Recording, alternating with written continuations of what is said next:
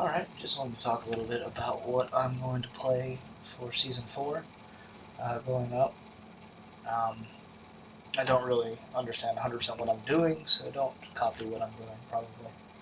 I'm going to play a spellblade, is the plan. The end goal is to use flame brand and lightning righteous fire, or whatever it's called, fire aura. So starting, and I'm going to play the build from, I'm not going to be swapping builds or whatever. So starting just having a staff with some type of element chance, boots with movement speed, trying to get intelligence on it if I can. And the skills I'm going to go for are lightning blast and static. I'll probably do lightning blast and teleport until I get static, and then get rid of teleport for static. And for lightning blast, I'm just kind of pushing into spark charge, so it'll have a little more AoE and a few more extra chains. So I'll probably do 1 point in the chains and then push to spark charge. And for static, I'm just kind of pushing over to get to overload, where I can actually use, where it just gives me free lightning blast on anybody I hit. And that's my first little bit. Then when I actually get to spellblade, I probably didn't look at the passive tree on this one, but it's just, standard passive tree, getting the ward retention, getting the attack and cast speed, getting max intelligence. The same thing, nothing changes here. And I put 25 points into spellblade, getting the ward decay threshold, and then maxing out all the stuff, getting lightning aura. So this will give me a chance to get increased area of lightning aura. I don't know if this changes based on, it says lightning, so I need to get really high lightning resistance is the thing I need to cap out, and I've kind of forgot to put that in the planners. I'll probably change it before I post it, but and then you get the fire shred per second, which is probably also going to be converted to that. And when moving or using a melee attack, I have a chance to gain a fire aura.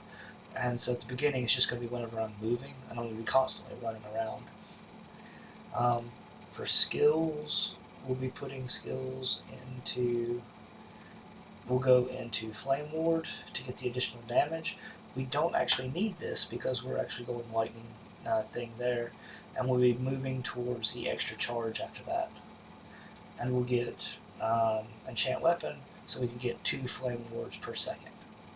And we'll slowly be pushing that towards the zap, which will also give us more lightning blast as well. Coming down here, because I'm kind of lazy and forget to push it a lot, so I'm probably just going to use this to constantly have it up later on. The extra points in static, I'm pushing to gaining charges with lightning blast. I'll probably respec out of this later, but I'm also going down here to get to make this a big nuke, essentially. So this is our big damage ability when we're against a boss, which press this and it should do a big burst of damage. And lightning blast, just pushing more points in here. We're going towards spark nova, as well as getting a few points into spark charge damage. The next thing is when we're swapping to dual wielding. So we'll have our mandatory 8 points here, our 5 points here for the critical strike chance, because we are stacking intelligence. And then we're going into the dual wield and getting spell damage because we're not casting spells anymore. I don't really think I'm going to keep this point. I'll probably remove it. Points here because we're going to go to this thing to get the critical strike chance. We'll eventually take points here and here later on. We still got just nothing but the fire aura trigger stuff. And we got more spark chance on or spark charge on the melee hit now. And we've finally taken flame brand at this point, and now we get fire aura from flame brand, 4 per second at most. And we convert flame brand to lightning, and we're coming down here to get static charges when we hit an enemy with flame brand. For this, we're pushing into Lightning Aegis, and coming over here and getting Halo effect. But Lightning Aegis will be a big survivability thing for us. Static, we're getting more charges on melee hit. It's still our big damage move. For this, we've got our thing, and now we've got it more hit damage, or less hit damage taken. Now we've got this constantly replacing Lightning Blast. We don't have to worry about it as well. And we'll just be spamming this moving on. And then this is kind of our semi-end game setup, where we have pushed all the way to here, getting 4 points here. Again, I'm taking the points out of that. Getting a few points here, probably put a third point there. And you know, just again, pushing all the fire aura stuff, stacking as much intelligence as we can.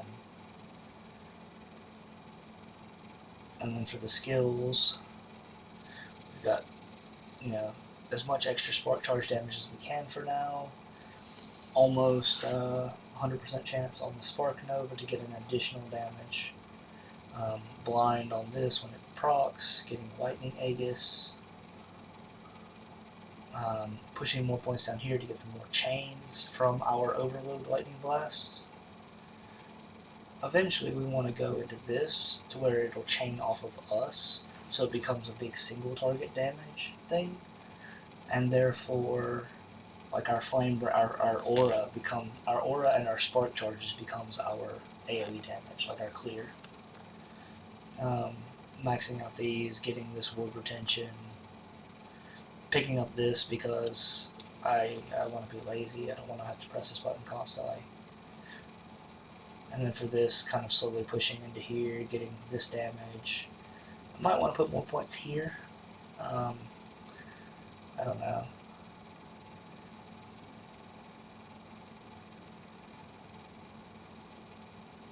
So this is also converted to lightning resistance. So I might actually want to put 5 points into this because of that passive. This one. Yeah, per 1% uncapped fire res. I'll have to think about that later. But yeah, just kind of attack damage and melee damage. I think the modifier, like the plus to lightning melee damage, counts for the spellblade bonus. 40% of added melee damage on a weapon is added to the spell damage. So I'm pretty sure that's going to add,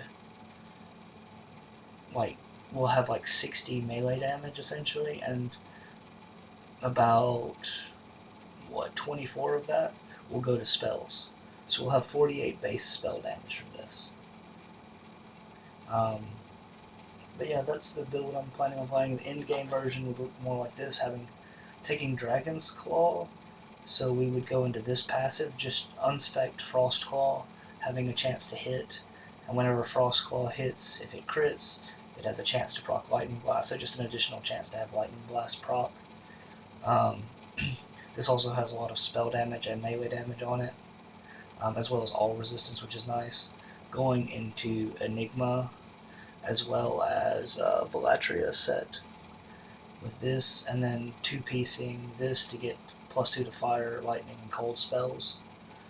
The cast speed doesn't really help us at all, but this one also gives us another plus to static as well as lightning spell damage. That's why we're using the base ring.